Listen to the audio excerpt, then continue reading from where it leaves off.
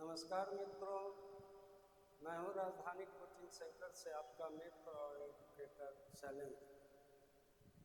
आज मैं बात करने जा रहा हूँ बिहार सिविल कोर्ट के लिए कलर ग्रेड के लिए जो पीटी परीक्षा आयोजित हुई है उसका जो आपने कोचिंग में जो टेस्ट दिया है, तो कई टेस्ट आपने दिए हैं। उसमें आपका ये जो टेस्ट 1 है, इसका जो हिंदी का प्रश्न है उसका मैं डिस्कशन दे रहा हूँ आपको। केवल हिंदी के प्रश्न का यह आप ध्यान रखेंगे। ये टेस्ट का पेपर मेरे हाथ में है। पहला प्रश्न है, निर्देश दिया गया है कि नीचे दिए गए शब्दों का विलोम शब्द लिखिए। तो विलोम शब्द मतलब उल्टे शब्द, उल्टा अर्थ देने वाले शब्द। तो पहला शब्द दिया गया है अनुकूल। इसके 4 विकल्प दिए गए हैं। ए में है प्रतिकूल, बी में है अतिकूल, सी में है सकूल और डी में है योग्य। तो अब देखिए, अनुकूल, ये कूल जो है इसका अर्थ होता है किनारा। इसमें उपसर्ग लग गया अन, मतलब कुल के पीछे या कुल के समीप, किनारे के पास, ये मूल अर्थ है। दूसरा अर्थ हुआ मेरे हिसाब से, मेरे अनुकूल। तो अतिकूल ऐसा शब्द चलता ही नहीं, ये शब्द ही नहीं। सकूल ये कोई शब्द नहीं है हिंदी में। स्कूल जरूर है अंग्रेजी का, लेकिन आधा सा से होता है। योग्य जो है वह एक अलग शब्द है। किसी बात में जो प्रॉपर है, सही है, उसको योग्य कहते हैं। तो शेष एक ही विकल्प बच गया, वो है प्रतिकूल। तो प्रश्न संख्या 1, इसको मिटाकर मैं लिखता जाऊं, तो मिटाकर मैं लिखूंगा, आपको सहूलियत होगी। आप देखिए,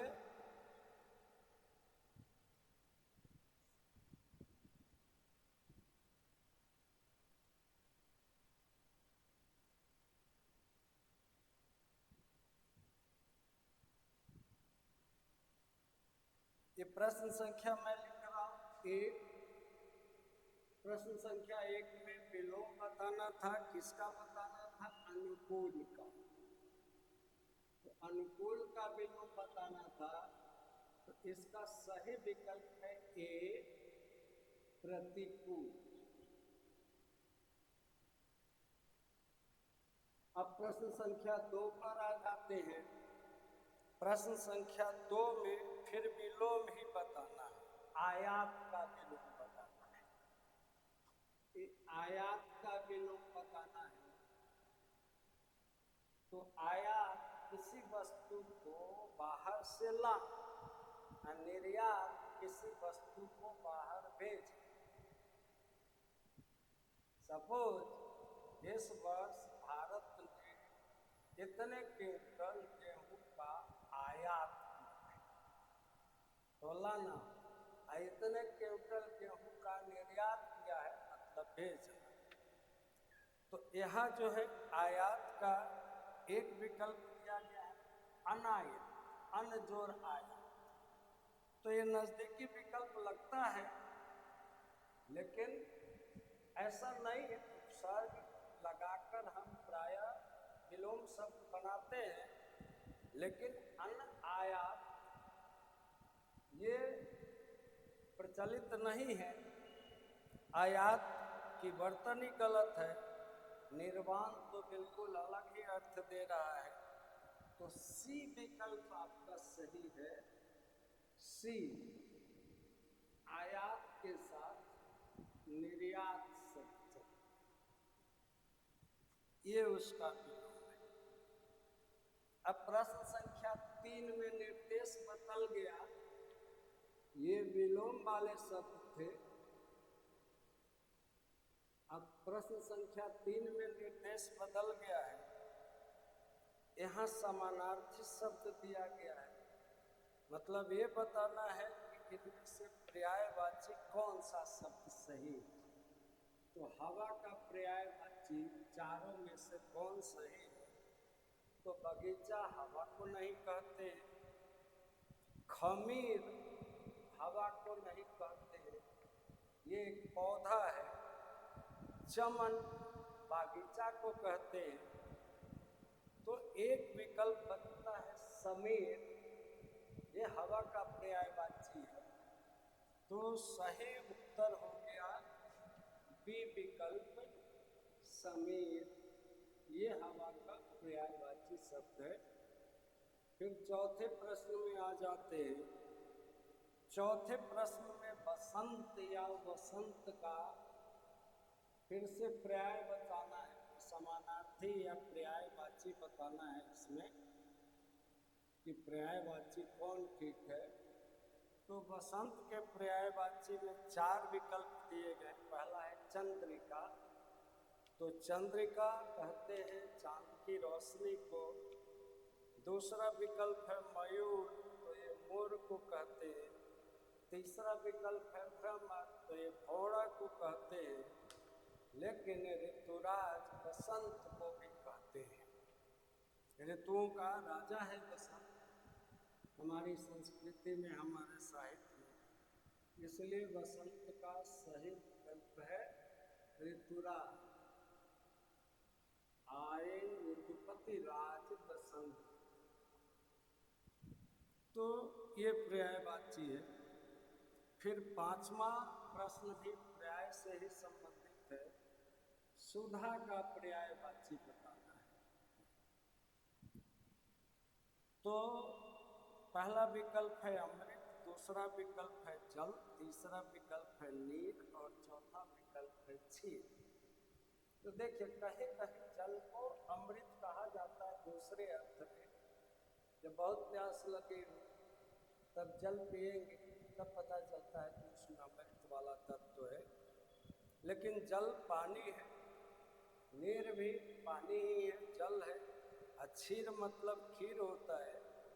सुधा का सही विकल्प है ए, ये है अमृत। यह भी कह सकते हैं कि अमृत का पर्यायवाची सुधा है और सुधा का पर्यायवाची अमृत है। अब 6 से 10 तक के प्रश्न में निर्देश बदल गए। ये 6, 7, 8, 9, 10 तक के लिए एक निर्देश है कि इनको, ये वर्तनी शुद्धि के प्रश्न है कि इनमें से कौन सा प्रश्न है जिसकी, कौन सा शब्द है जिनकी वर्तनी शुद्ध है। तो आप देखिए, ज्योत्सना को 4 तरह से लिखा गया है, लेकिन ज्योत्सना की सही वर्तनी जो है वो 6 का प्रश्न संख्या 6 का बी विकल्प सही है। और ज्योत्सना ऐसा लिखना सही है, ज्योत्सना।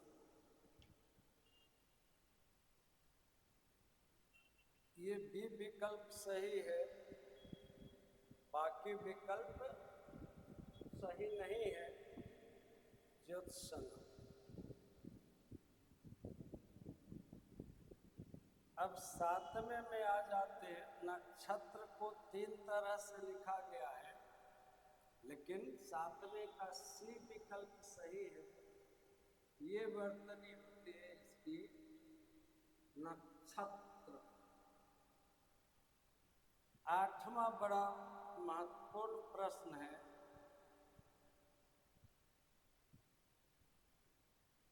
8वें में सन्यासी, सन्यासी, सन्यासी, सन्यासी 4 तरह से लिखे गए।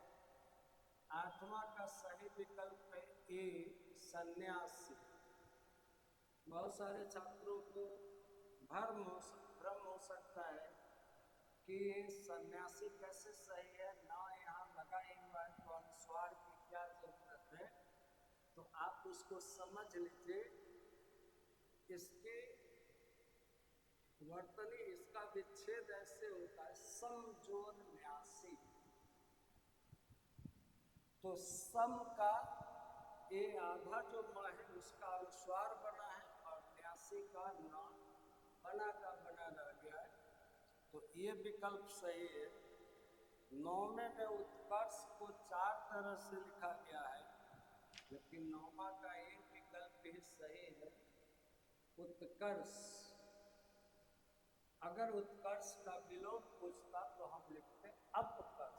ऊंचा उठना उत्कर्ष है और नीचे जाना अपकर्ष है। 10वां में विद्यार्थी के 4 विकल्प लिखे गए हैं, ये सी विकल्प सही है। विद्यार्थी, इसको ऐसी वर्तनी में भी लिख सकते हैं, विद्यार्थी, विद्या जो अर्थी, ये विकल्प सही है। अब 11 प्रश्न से निर्देश बदल गए। यहाँ कुछ मुहावरे और लोकोक्तियाँ दी गई है और उसके 4 विकल्प दिए गए हैं। प्रश्न है 11 में, पत्थर को जोंक नहीं लगती। 11 नंबर प्रश्न है, पत्थर को जोंक नहीं लगती। जोंक एक प्राणी है जो पानी में रहता है,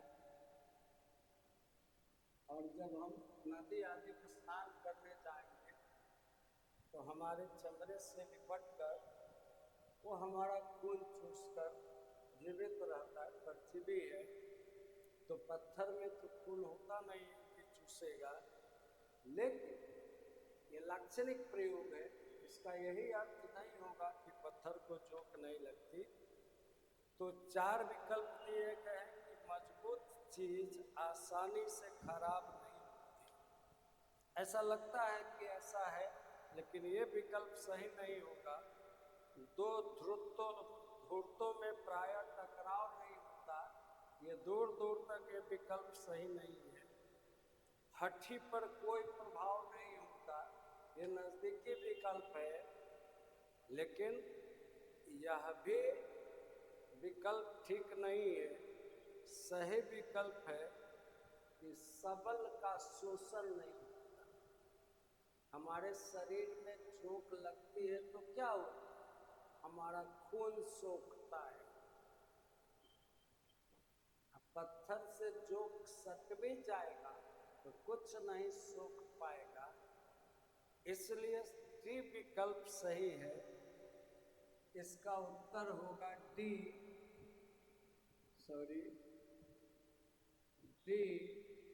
इसका उत्तर होगा कि सबल का मतलब बलशाली का शोषण नहीं हो सकता।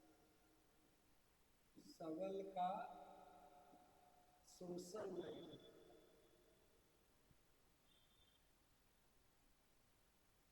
ये बहुत विचार करने से आपको यहाँ सी और डी विकल्प बहुत नजदीकी विकल्प है, लेकिन पत्थर को यहाँ हठी नहीं मान सकते, इसलिए कि जोंक है और शोषण की बात, जोंक हमारे शरीर से खून सोखता है, तो उसके लिए सही विकल्प ये होगा कि सबल का शोषण नहीं होता।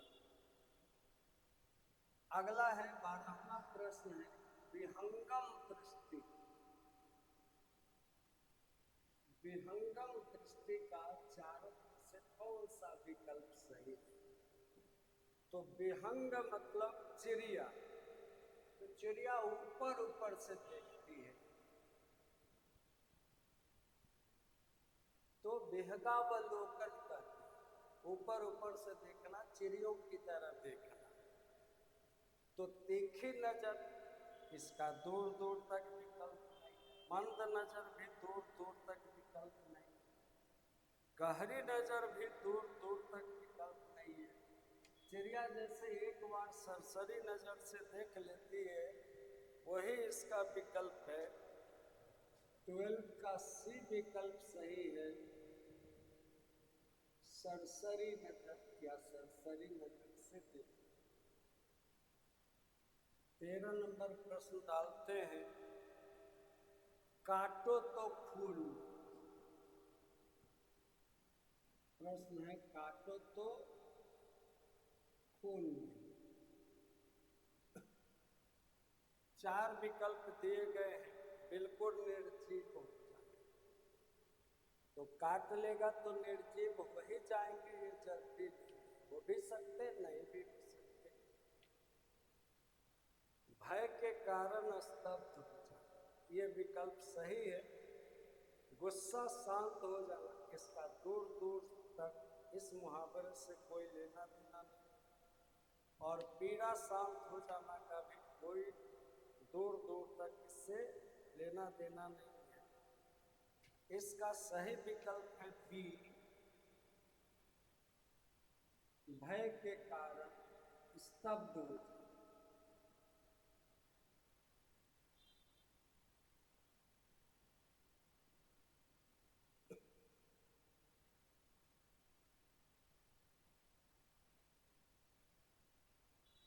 पुलिस को देखते ही चोर की दशा ऐसी हुई कि मानो काटो तो खून। मतलब क्या करे नहीं करे वो समझ नहीं पाया, एकदम स्तब्ध हो गया, आश्चर्यचकित हो गया, एक स्टैचू वाले पोजीशन में समझ ही नहीं पाया आगे क्या करना है। तो भय के कारण स्तब्ध हो जाना सही है। 14वां प्रश्न है,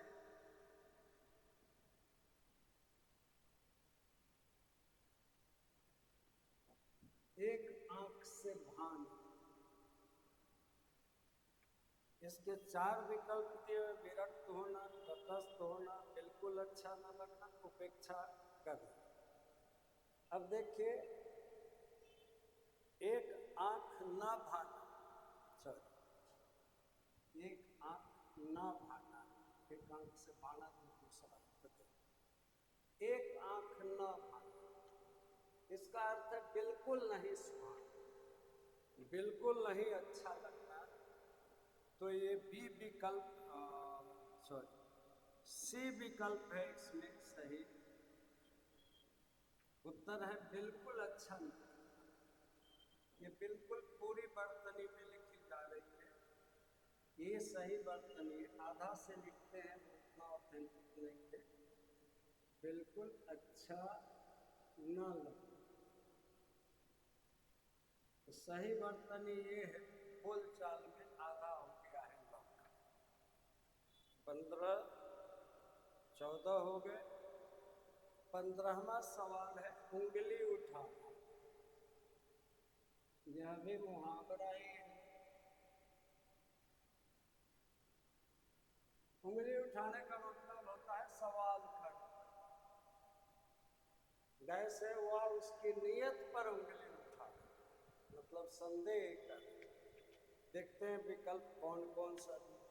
अपना महत्व व्यक्त करना, ये दूर दूर तक विकल्प नहीं है। अस्वीकार करना भी दूर दूर तक विकल्प नहीं है। क्षमा मांगना भी दूर दूर तक कोई विकल्प नहीं है। दोष की ओर संकेत करना, मतलब बी विकल्प आपका सही है, दोष की ओर संकेत करना, दोष की ओर संकेत करना, संदेह करना आदि इसके अर्थ हुए। 15 सवाल हो गए, 5 सवाल और हैं। मैं इधर से मिटाता हूँ ताकि वो दिख सके।